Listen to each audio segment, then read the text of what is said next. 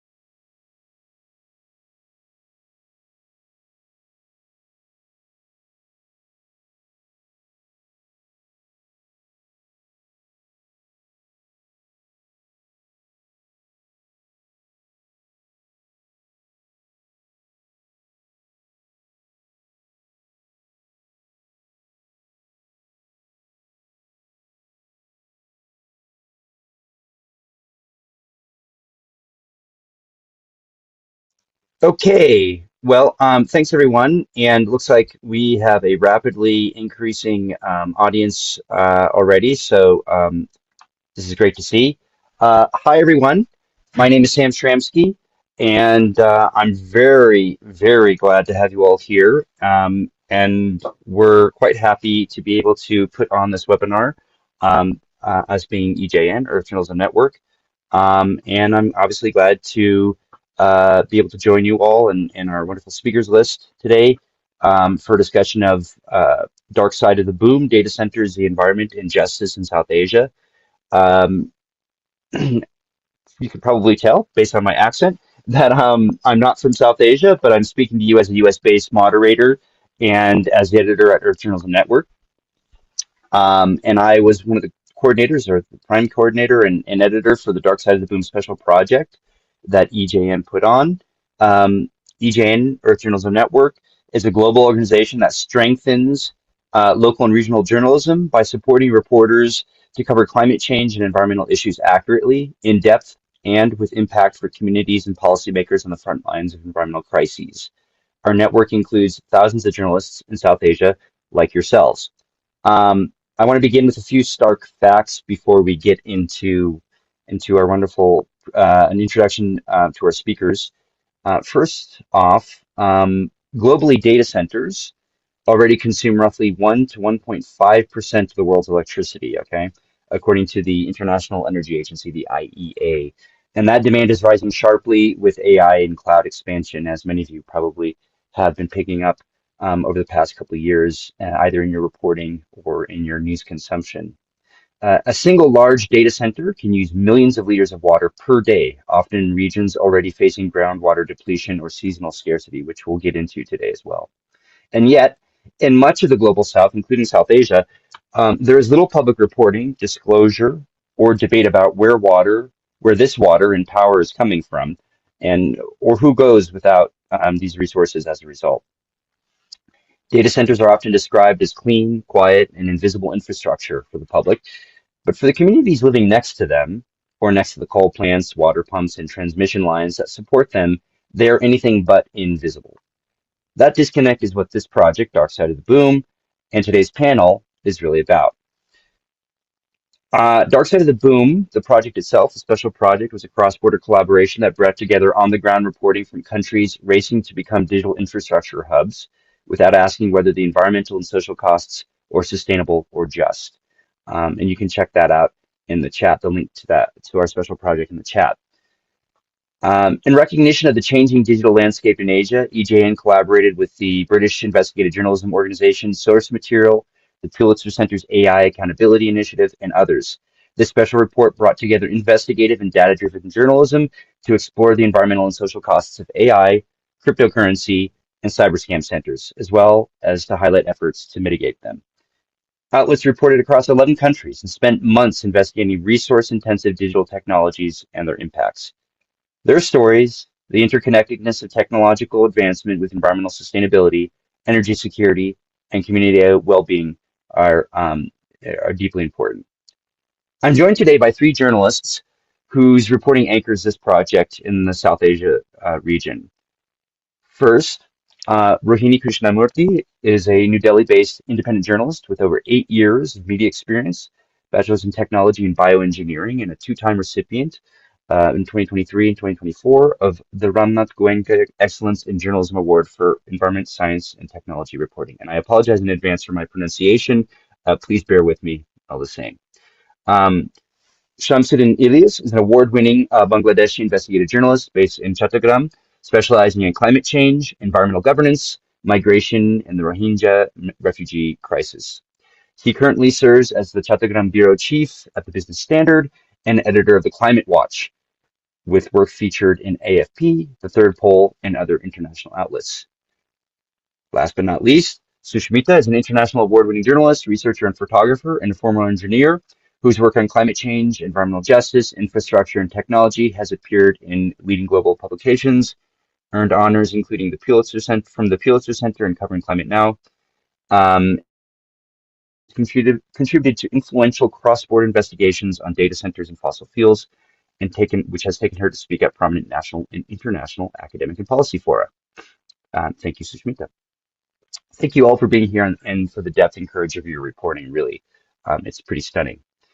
First of all, I'd like to begin with the first question. This is really about water, power, and environmental stress, I guess, and broadly. And it'll go to you, Shamsuddin. Um, Bangladesh is facing this incredible era of digital growth, but it also faces a stark water reality. I think a lot of people, at least internationally, think of Bangladesh as a country of water, underwater, as a result of inundations and floods and cyclones.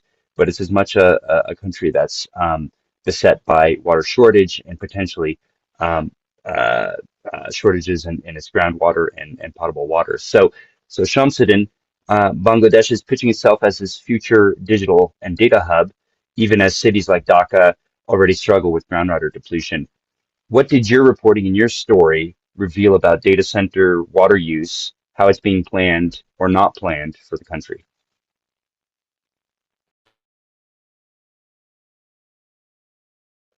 And Shamsuddin, you're muted. Oh, there you go. Thank you, Sam, for having me for this wonderful investigation. I was the part of this investigation and this webinar as well. So my reporting found that Bangladesh pushed to become a digital data hub is moving much faster than any serious plan for water management. This is deeply worrying in a country where water stage is already a growing crisis. So in our story, we mentioned that in places like Kaliakur High Tech Park, so it is a flagship data park or the high tech park for Bangladesh.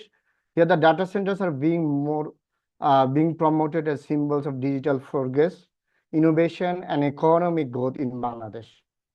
But Bangladesh is investing heavily in digital infrastructure, and several companies have already developed Tier 3 and Tier 4 facilities offering secure storage and cloud services.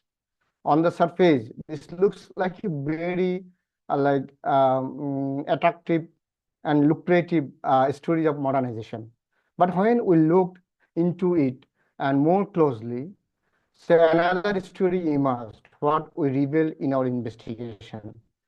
So there is no robust public framework showing any enormous water demand of these facilities will be met without putting more pressure on already stressed aquifers. In several cases, companies did not publicly disclose their expected water use. Even we tried several times, they did not disclose. Environmental impact assessment are not easily accessible. There is also no mandatory system requiring transparent reporting on water consumption or electricity uses of these data center or technology park.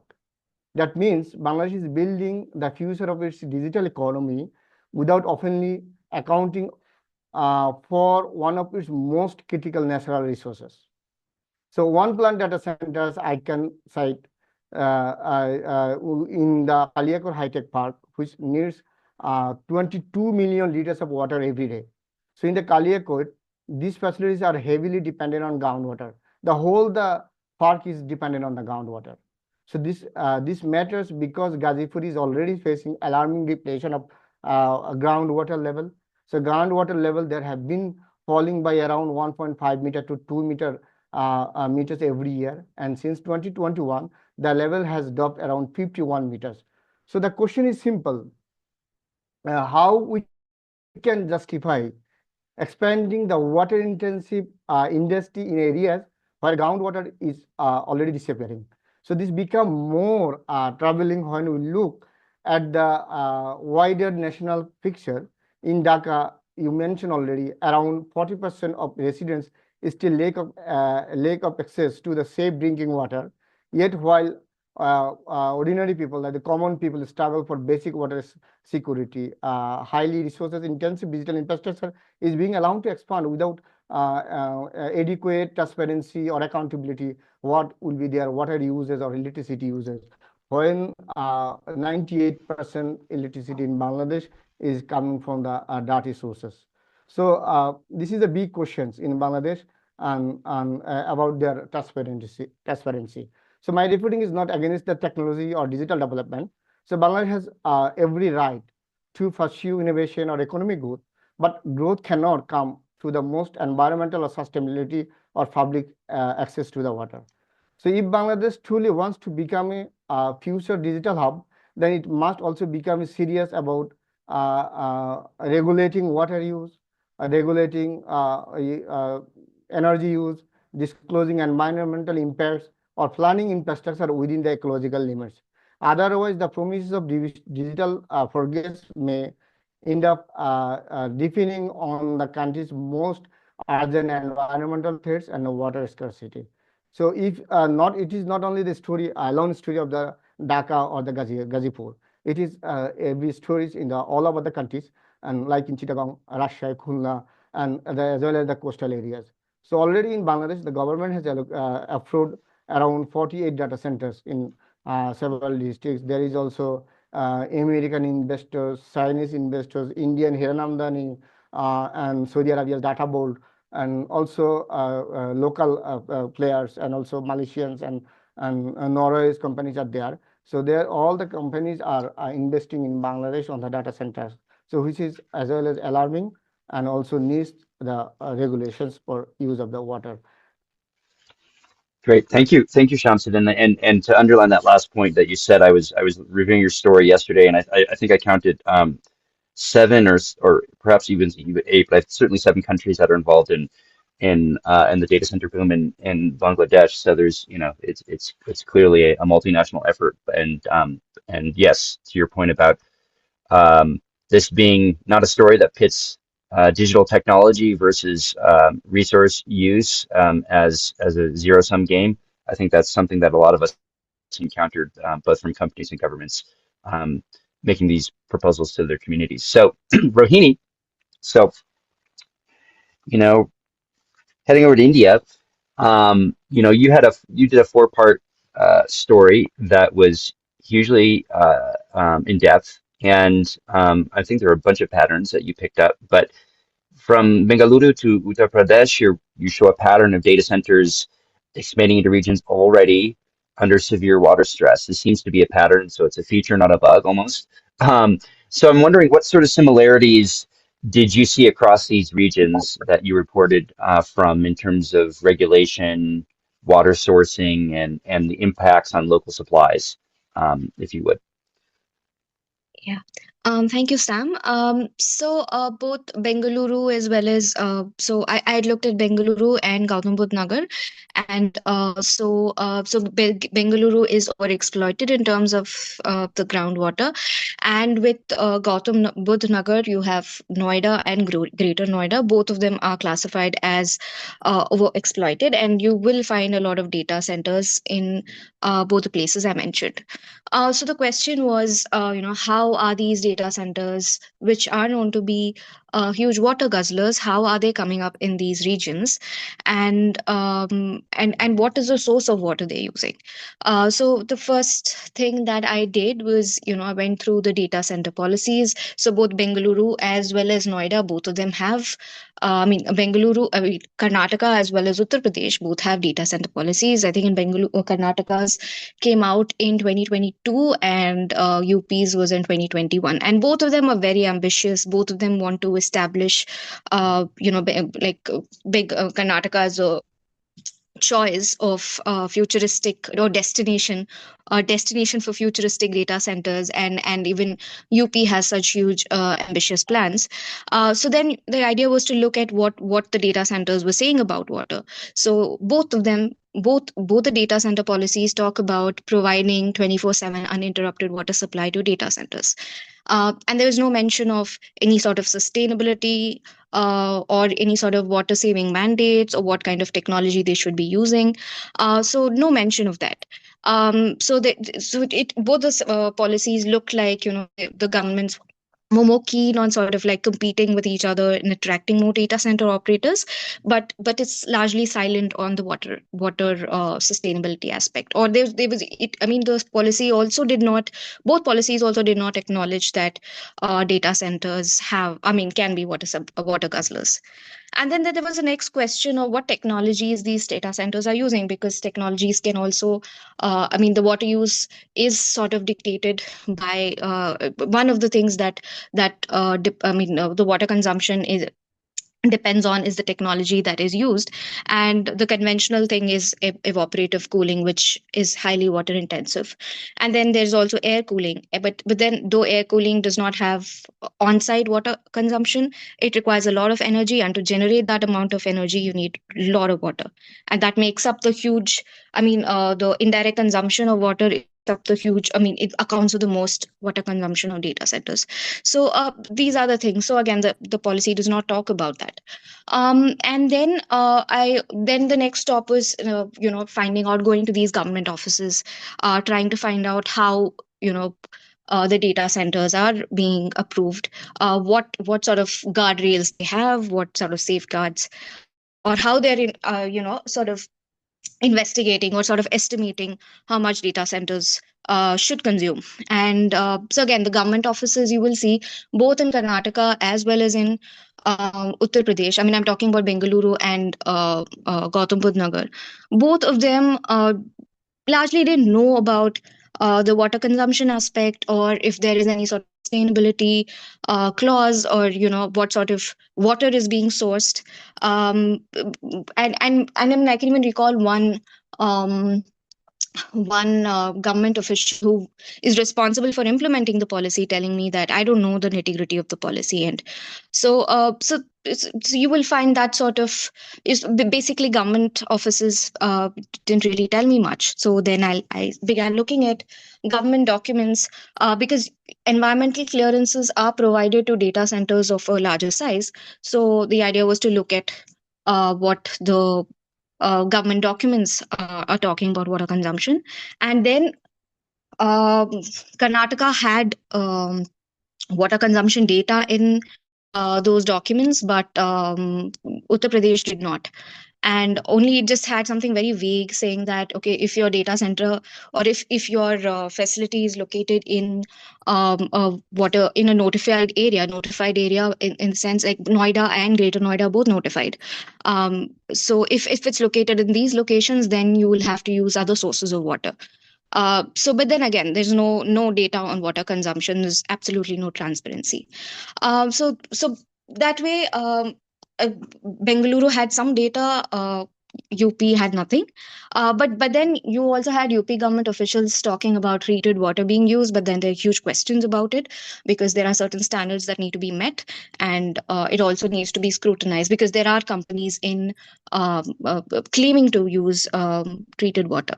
And another common thing that you will see, that there's a huge dissonance between what the government is saying and what data center operators say. So So government is largely ignorant of what really is, I mean, with about the water consumption aspect, or and then you have the data center companies, like for example Yota that I had spoken to. They said that no, the Karnataka government mandates that you use air cooled water. There's nothing that's not mentioned in the policy, neither in the operation guidelines, nor was it, nor did any of the government officials talk about it. So you will see that sort of dissonance. And yeah, so these were the main issues with respect to regulations. Coming to local impacts. So Bengaluru has had its own share of groundwater, I mean, water issues. I think they had in 23 or 24, I can't remember, but one of those 2 years it had a severe groundwater issue. And the region that Whitefield in Bengaluru saw the worst impacts. And Whitefield is a place where you have significant IT presence and you also have a lot of data centers. So you will see people living around those data centers who are heavily reliant on water tankers. You will see low income households spending a huge chunk of money on on tankers and trying to get water. And then you also see in Bengaluru what is happening is the new data centers are coming up on the outskirts in Devanhalli. And the thing about Devanhalli is the only source of water for people, for Devanhalli residents, is groundwater. They do not have piped water supply from from Kaveri River. So that's something that stood out. So, and you'll also see that local residents don't really know about data centers, so or their water consumption. So I mean, they recall seeing some buildings, but apart from that, no. So this is what I've spoken about Bengaluru. And in Noida, you have this place called Kora Colony, and there again they don't have piped water supply from the government, and they're reliant on groundwater. And groundwater is fast depleting. People are migrating out, and a huge data center already coming up there. And again, they don't know about this particular data center. So these are the things that actually stood out from both Bengaluru as well as Noida. Thank you, Rohini. And I just want to mention a couple of things. One, in terms of the Q&A, please keep the questions coming. I know that Rohini just basically gave us a tip sheet in a couple of minutes here. So there's a lot of dense material in there. So if you have any questions, please use the Q&A function in the Zoom, and we'll try to get your questions later.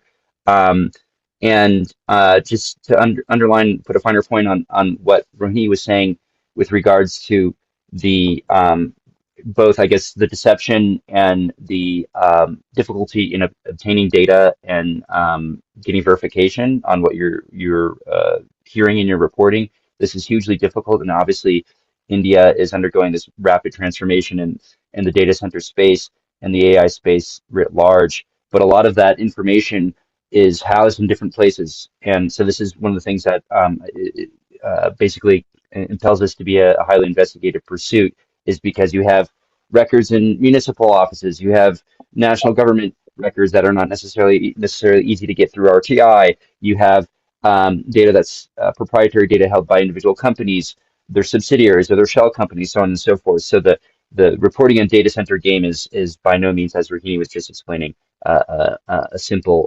pursuit. So if you're going to get into this beat, be prepared. So Sushmita did want to uh, not solely focus on water. Obviously, water is huge and perhaps the most limiting factor on planet Earth. But speaking of energy, you know, much of your reporting, both prior to this project and in the project itself, has been focused on energy and fossil fuel questions. And so I'm curious, basically, the stories that you did, how do you find, or do you think that India's data center boom is reinforcing fossil fuel dependence, particularly coal? And what does that mean, as you've determined from your reporting, what does that mean for local air quality and climate commitments on the behalf of India? Right. So thank you, Sam, and thank you, EJN, for organizing this.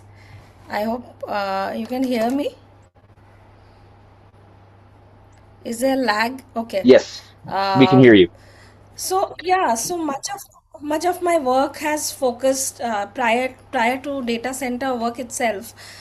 Much of my work has focused on coal and fossil fuel usage in India and just transition. In fact, one of my previous projects, EGen, was the EGen supported one of my previous projects also, and that was published in the Caravan, and in which I tried to look at how India is trying to, on the one hand, on the global platforms, India has committed to all these goals on renewable energy, and recently also India came up with its NDCs, in which there's a huge push for renewable energy. But in terms of what we see internally, in terms of what is happening with in mineral rich regions, is that coal mining has got a new lease, especially after the COVID pandemic. In the name of the pandemic, we saw that there was in to give the country an economic recovery, the government proposed that more coal mines will now be auctioned, and many of these coal mines were actually mines that had gone bad or had some legacy issues, public hearing issues. And so that kind of sparked my interest in trying to see the linkage between India, this data center growth in India, and the fossil fuel linkage. Because one or two reports, when I was reporting this, even from the US, there were not many reports that had come so far on clearly establishing. Of course, like, there was a hint of the linkage between data centers and fossil fuel itself, but in India it was completely it was literally like there was nothing in the public domain, and it was really sort of I was also discussing with Sam how a lot of what we are going to do may be like projections, that this is happening, so hence this is happening, even though we knew that a lot of areas in India are powered by electricity generated from coal power plants. How to link it to data centers, that was a big challenge that was coming for me. But then I started with like reading a lot of media reports, and I did a lot of background research and what had already come. So there were unlike in the past few months, when I started reporting on this in India, like there were very few reports that were actually they were like very brief, like press release kind of reports that government is coming up with data center in this area, but nothing that could clearly connect uh, fossil fuel with data centers.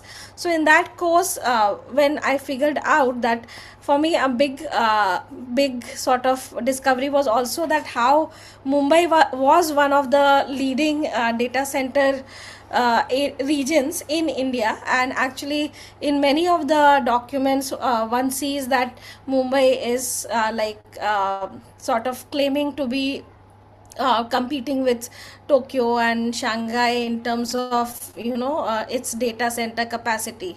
So when we see when we look at some of these websites which capture the data for the companies, that where companies go to check about the validity of whether how useful those data centers are, so then one sees that there are a lot of, like, at least more than 40 or something data centers at various stages in the Mumbai region itself. So then I felt that there was a need to focus on Mumbai more specifically, rather than going across India, because there was a lot happening across the region. Then I was again able to find a sort of link between because two of the main power suppliers to Mumbai, they themselves have their own, like the larger brand itself also has linkages to or have their own coal-based power plants.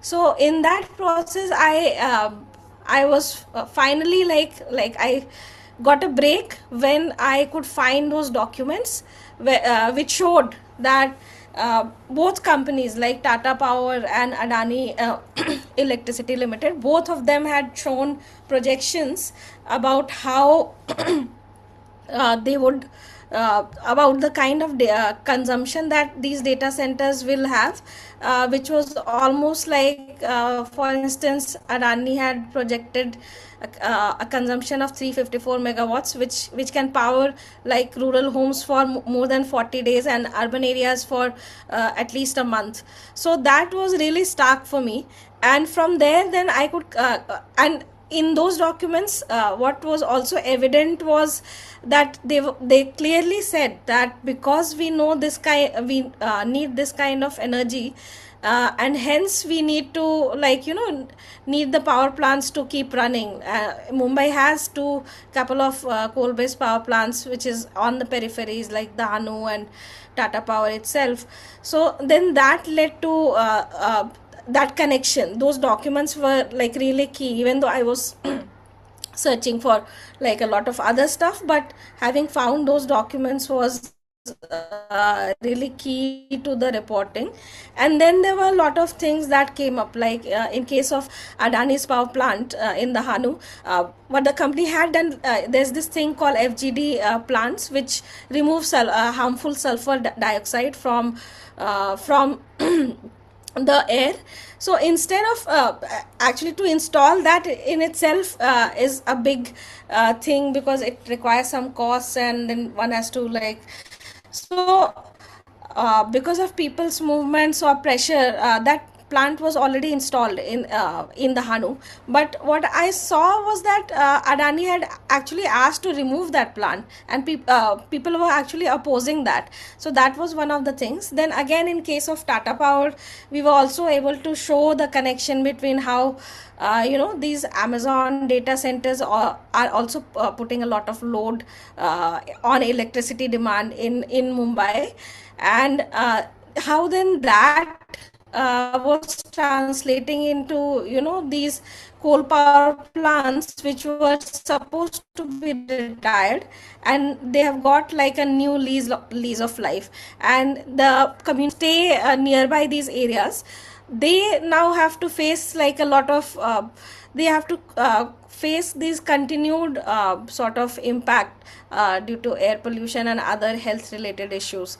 So then like finally towards the end of the investigation, all of those things like came together after months of looking for things. And then in the process, people also came to know that this data, because none of the community members were aware that what is happening, and why in some of the regions like especially like in Panvel, New Mumbai, where these data centers are coming up, actually the slum residents who were promised like housing almost a decade back, since they also have not been rehabilitated.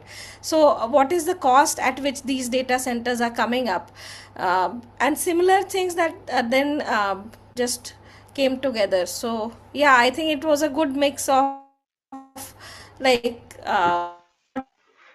the documents as well as people's narratives, and then the theoretical framework. So all of that, yeah, came together, I think. Great, thank you, Sushmita. And again, just shout out again for Q&A. If you have any questions, please put them in the Q&A and rather than the chat.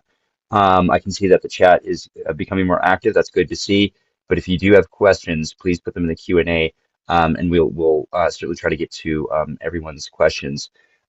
Just to your point, Sushmita, I think one of the things that in coordinating this project that I really picked up on, I suppose it's pretty pretty commonsensical, but I didn't really pick up on it until many of the stories were done, which is, much of the data center question, and your stories highlight this too, is really about reviving old infrastructure in many cases, and fossil fuel dependent infrastructure, whether it's coal plants or natural gas. I think we should be calling it methane gas these days because the natural gives it an unnatural bent. But methane gas and coal dependence that India is obviously very famous for, and reviving if not increasing fossil fuel dependence in many regards, which are very old technologies and in fact deadly technologies. Um, and infrastructure that the country and many countries around the global south are increasingly becoming more dependent on, just as they tout their renewable energy matrix and energy transition objectives. So it's I think that's something, that tension between new digital technologies, but dependence on very old and dated technologies and very deadly technologies are what we're one of the things that we teased out, I think, in this project, and your stories were very elemental to that. Thank you, Sushmita. So I did want to sort of get to this question that Sushmita referred to, and obviously you all did toward the end, which are sort of the community impacts. It's really an environmental justice um, query here, but maybe I'll start with you, Rohini, first, and then Shamsuddin. Um, so in all your stories, there's this imbalance that's very visible between who benefits from data centers, or at least who immediately benefits from data centers, and who bears the costs, right? And so I'm curious if you could just sort of briefly outline in your vision, who are the communities, and your reporting, of course, who are the communities that are paying the highest environmental and health prices, and how visible are they in the official narratives about development that we see from these plans and from the companies and governments that are touting them. So maybe Ruhini, if you could Yeah. start first. Yeah. So, communities, like I had mentioned previously, they're mostly unaware of the data centers or their water consumption practices. Um, uh, I mean, but I could sort of, who are the communities? So you have a mix of communities, especially if you look at Whitefield, you have. You have people who are from the middle income, and then you have the low income group. But you could, and these people generally like work in industries around the area. So Whitefield has a lot of IT companies, and so the data center that I had been to, Iron Mountain. So it's a densely packed region with severe water impacts. Groundwater has depleted, and they get Kaveri water, I think, once or twice a week. That's the river water that they get. So they're all reliant on tankers, and you could see some sort of frustration among the people that, since the industries moved in, there was a huge influx of people, and then, they've been having to, pay the price for it because of depleting water consumption. Then also there's a question of employment. You would, I mean, I saw this primarily in Gautam Budh Nagar. So and even in Bengaluru. So when these data centers come up, they hire the locals to do some sort of construction. They're hired as laborers, and then after that, it's a temporary sort of a gig. And then there's this, and they're like, okay, we don't have adequate resources, we don't have adequate infrastructure. Water consumption is, I mean, if these data center facilities are using a lot of water, so what does that mean for us? Do we have to migrate? So these are the questions that people have had while I was speaking to them, and most of them are like, want the government to do something about it if they actually reach a stage where, that place becomes not so livable because of water depletion.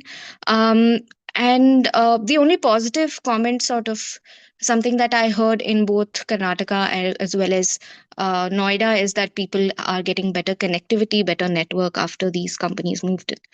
Um, but but again, you will see that the most impacts are actually faced by low income groups who are reliant on tankers, and they have to call somebody every 2 3 days, or they have to, and sometimes it has also led to frictions.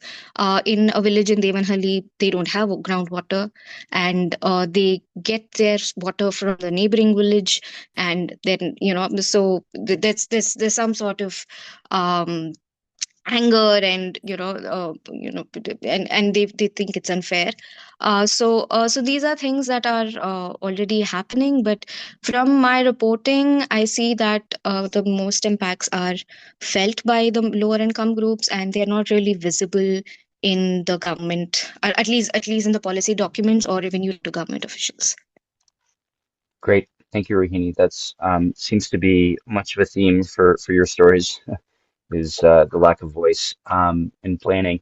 Uh, so, Shamsuddin, yes, to you, same question. Obviously, much of your story is about local communities without access to clean water or water at all in some cases. It's not necessarily even a question of clean water um, relative to the constant demands for these data centers. So, yeah, I don't know. Maybe you could just briefly describe from your reporting what you view as this tension between the promises of development offered by companies and governments versus what you're seeing on the ground near these data centers. Thank you. Earlier in my talking, I was saying that this is a lucrative and government showing that this is the development. But if you look into the one national data centers and which is built around 100,000 square meter in Dhaka, Kaliakur. So it only generated around only 50 or 70 jobs in investing around 1,600 crore Bangladeshi taka. So this is the scenario, and another things in our reporting, in my reporting, the main beneficiaries I found that the investors and the like foreign companies and the local companies who are investing the money, and the technology firms, and there is also the another thing is the state digital development agenda. So we see the government is saying they want to make the countries a digital, and so they are inviting these foreign companies, and you see the developed countries are diverting their all the data center in the South Asia, so with the water stage region and the power stage region. So official stories about data, their official story, they are saying this is they are doing this for data sovereignty, AI readiness, or foreign investment, and secure the cloud services. But the people paying the highest price for, and who are the far less visible in the narrative of the government. So like the villagers living around the water stage zones and low income urban residents in the cities who already struggle to access the safe drinking water are paying this price, and like such as for this unsafe water, they're suffering for waterborne diseases and many others. So these communities are barely present in the official narrative of development. So what is highlighted in investment and digital ambition, and what is obscure is that villages near at the park or the industrial park already said their hand farms are run dry in the dry season, and they are not getting water even in their farms. So expert wondered the surrounding villages could face a severe water crisis. Already they're facing also. So and the water level is depleting. So when we see the government and the industrial users, and including the data center, are continuing to receive the water even in subsidized prices, some subsidized rates. So this shows the clear imbalance. So the benefits are the centralized in the corporate and state power. So while the environmental and public health costs are forced onto ordinary people whose water security is already fragile. So if we look into the power or energy electricity crisis, so in our study found that in one data center, as much as electricity they consume, and in rural area, by this electricity, government can serve 10,000 families. So when in Bangladesh, you know that we're facing, or like South Asia, still many countries are facing the load sheddings, the government supplying electricity in rationing 2 to 4 hours load sheddings. And not only that, every year this government in Bangladesh subsidize 3.27 million to like 4 million for electricity. And this is the public tax money, middle class money, or the or all other higher class money. But this money is going for subsidizing to this data center. And interestingly, this electricity is 98% are coming from the dirty sources, and which is also costly to the people. Like if you look into a coal power plant, electricity plant, so surrounding all the areas, who are the sufferers? So the people surrounding the areas are suffering from different diseases and even breathing difficulties. So, so this public taxpayer money diverting to the unregulated data centers, and who are people basically low class people, and sometimes I think the surroundings people who are near to the dirty electricity power centers are facing this problem. Even we see in Bangladesh for water, demanding water and stopping extraction of groundwater, public come out with procession, took state and putting it for this. And so definitely the low income people are paying the high price for this unregulated data center. Great. Thank you, Shamsun. Yes, nobody's building a data center right next to mansions and close to resorts.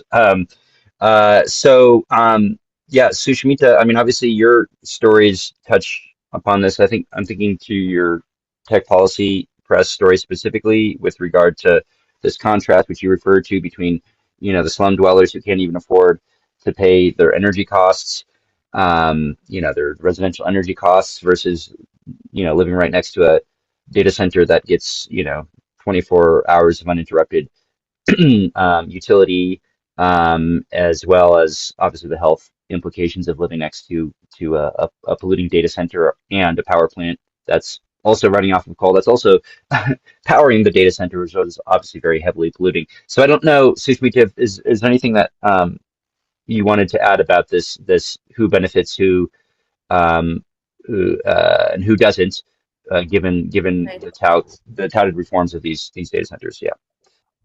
Actually, of course, the lower income neighborhoods, of course, and slum residents, of course, and in case of uh, in the Dahanu power plant, there are farmers who plant this fruit which is called chiku in Hindi, and I think in English it's called sapodilla or something. I'll have to check the name again. And those plants, like they do farm it on a bigger scale, and those they say that because of the power plant constantly running, those plants turn black, and they are facing diseases that have not come up so far. But in my case, I would also say that even the middle classes are feeling the pressure of these data centers, like relatively better off people are also facing this rise in electricity bills, which much of which is not in public domain, that what has caused this sudden hike in rise of electricity bills and utility bills. So even including in the neighborhoods that have been displaced, like for instance, one person who had gone for a summer holiday, she ended up getting like a bill of 13,000 Indian rupees, which is like 130 US dollars right now, or something around that range, which is not how we usually get utilities. Like if you are not present, it's around like 500, 400, like the basic minimum. So even the middle classes are feeling the pressure, but the thing is that these lower income neighborhoods are completely sort of ignored, in the sense that Adani power plant also has some thugs of its own who, not officially but unofficially go and threaten some of these people. So all that is like really concerning. And in case of Tata power plant, there are communities who are directly impacted in terms of many of them were supposed to be rehabilitated years back, but they have not been, and they constantly are reporting of diseases like cancer, and in fact that entire area is called a toxic hell of Mumbai Mahul. So of course these impacts we are seeing, but uh, sometimes those impacts are not so visible, and especially a lot of the communities and even well informed people like academicians also are not aware that, like, one of the faculty members in a college here said that I knew that data centers were like coming up. I didn't know that Mumbai had so many already operational. So even well informed people are not that aware. So I think our reporting is kind of filling that gap as well, where like just the process of reporting is also two way, and where you tend to inform back to the communities. So that is something that I am seeing Great. as of now. Thank you, Sushmita. And on that point, first of all, any other questions, please put them in the Q&A. It looks like we have a couple. We'll get to those just in a couple minutes. I really want to sort of end the panelist portion here, speaker portion here, on this point about obtaining data. And so, Sushmita, you've given me the appropriate entry point here, which is, obviously when dealing with questions around data centers and the reporting around them, a lot of what Rohini discovered in her reporting was sort of a lack of numbers that added up because in part she couldn't access the documents that purported to produce the numbers about water usage efficiency, about placement of data centers in their particular locations, and obviously, and the same thing with Shamsuddin about groundwater use. So I don't know briefly if each of you could just maybe give a tip about how to pierce the shield or pierce the pierce the opaque nature of reporting on data centers. Any, one or two things about either how to obtain documents, how to research or as Sushmita said, trying to triangulate with sources, because this seems to be a big thing that we encounter with all our stories about reporting on data centers, a lack of transparency. So who wants to go first on that question? Looks like Rohini's about to unmute. Go ahead, Rohini.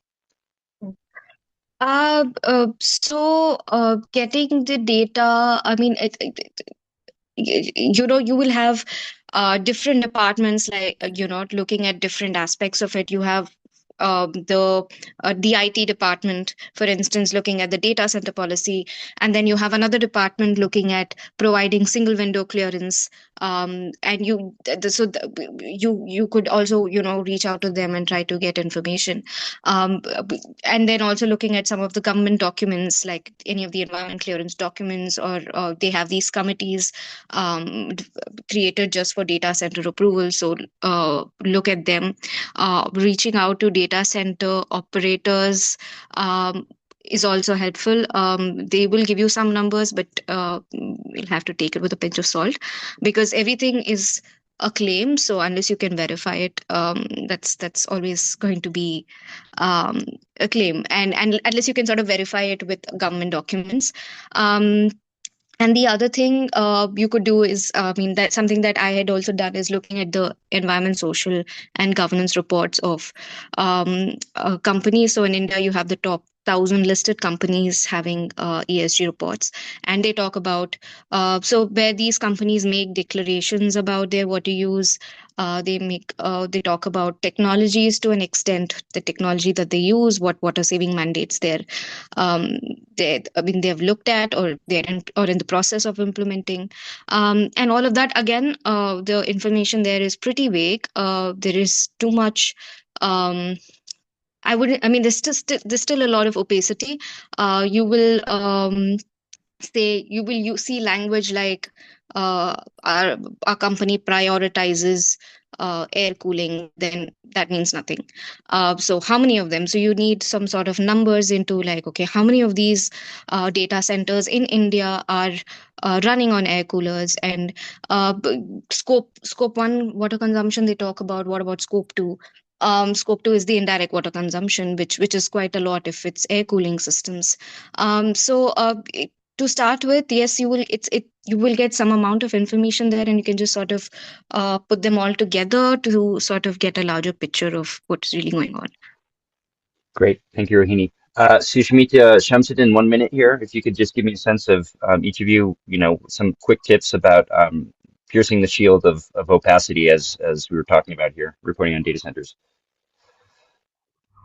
Yeah, I was just reading through my like going through the comment that we had received from Amazon when we had confronted them about this co-location data centers, in which they said that, on the contrary, Amazon is one of the largest corporate investors in renewable energy in India, and we have supported 53 solar and wind projects in the country capable of generating over 4 megawatts of hours of clean energy annually. So the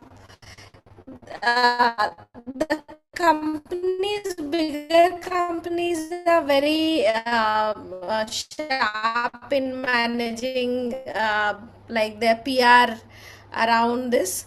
But because there are a lot of companies involved, there are also a lot of market research, and these companies are also listed in a lot of other places. So I think that is one of the places one should look at, and all the location of the data centers are there, as well as like projection of electricity, or suddenly if a land, like a company without any stated purpose. I think those things are something to look for right now. Yeah, that's a good point. All these companies, for the most part, are transnational, multinational. Obviously, they have shell companies and subsidiaries with local names, but for the most part, your Amazons, your Googles, and your Cloudflares, et cetera, are all over the place. So, Shamsin, do you have anything quick to add, or should we get to Q&A? Anything else you wanted to add? I think the same thing is here, and we should go on. No problem. Okay, great. Thank you. So, a couple questions here. So, I'll begin with the first one that we have from, looks to me from Olga Dobrovidova, and she asks, thanks for this. Curious to know if there's reporting on where data centers are being built in Asia relative to projected major climate impacts, i.e., whether this infrastructure is being built in inherently risky locations where impacts are going to hit particularly bad. So, panel, do you know of any way you can map on projected data center construction or where data centers currently are located against climate vulnerable locations that are already previously mapped out? Any sense of that? Of course, in Bangladesh, it is one of the climate vulnerable countries, and the data center which is coming from the foreign investment, and these data centers are building in the water stressed area where people are suffering from the water and also the electricity as well. So if you see all the Google, Amazon, and all the large companies are diverting, relocating their data center to this Asia and South Asia. So the countries, Asian countries, or developing countries, and global South, which is facing climate crisis, and so definitely these data centers are being built in the climate impacts area. Great. Anybody else? On that point, I would say this, that there is a pretty good, I'm putting some links in the chat here, but there's a pretty good map from Climate Central that is obviously pertinent to coastal areas. And, a lot of infrastructure in coastal countries like Bangladesh are unfortunately very close to places where sea level rise and extreme weather events are happening. So that would be perhaps an indirect way to do it. I'm not sure if there's a map that talks about vulnerable infrastructure or in vulnerable countries as mapped against data centers, but that seems like a very worthy reporting objective to pursue. So Olga, I encourage you to report that story. Okay, next question from Archana R. Could we learn more about the governance aspect of this? Are there laws or labor unions that can help us mobilize and raise awareness, presumably from an advocacy or activist standpoint? But I'm wondering in your reporting if you came across labor unions and other groups that are resisting data centers. I'll leave that open to anybody who wants to take it. In case I'm taking this question, Not in uh, India. Yeah. uh, Not in India. uh, not in Bangladesh as well, because this is the first things coming out, and the impacts of data center, which data center is contributing to the climate change or water and electricity. So government is projecting it is a positive way still. So I think and studies and our reporting is come out with how it is contributing to this stressing to the people or climate change. And so that's why still in our country there is no labor unions or campaigners and still mobilizing or raising awareness on data center and its consequences. Great. I And I hope think in we'll have to leave future, it. I hope in future, by our reporting, and it will definitely awareing people and creating awareness, and people will mobilize on a protest or more decisions. And I can give an example. In the last month, with the immediate first environmental ministers talked with me about this, and she tried to understand of what really happening. And she says, and Bangladesh government should come out regulations and laws for this. And the present environmental minister also are thinking about it. They informed me about this. So I think our reporting also creating awareness. Great. Thank you so much. And we'll have to give the last word to Shamsuddin. To all our wonderful panelists, Rohini, Sushmita, Shamsuddin, for joining us, and our incredible audience. We had several participants. I don't know the exact number, but very active in the Q&A and also in the chat. Thank you, thank you. Yeah, you can read the full Dark Side of the Boom report on the Earth Journalism EJN network website. We hope to help journalists, policymakers, and the public, including those involved in the labor union and advocacy movements, to ask harder questions about what it really takes to power the digital future. And from the team here at EJN, including Manasi Pinto, who has been producing this wonderful webinar, thank you so much for spending the hour with us. We look forward to seeing you again soon. Thank you. Have a good evening, everybody. Bye-bye. Hi, Sam. I was also saying thanks to you for leading this project. Thank you, everybody.